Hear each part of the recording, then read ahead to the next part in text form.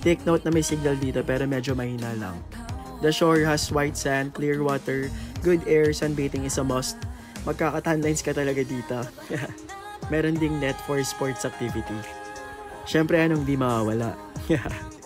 Inuman na. Walang kuryente dito pero they have generator with fee from 6 p.m. to 3 a.m. Grabe, sobrang ganda ng sunset dito. What's up? Take note na nag-low tide dito ng 3 p.m. kaya need mo talaga maligo ng morning. It's nighttime and the party is on. Nanguha kami ng kahoy for bonfire kaso sobrang kaunti lang. Pero tinulungan kami ng mga caretakers doon to get some more logs.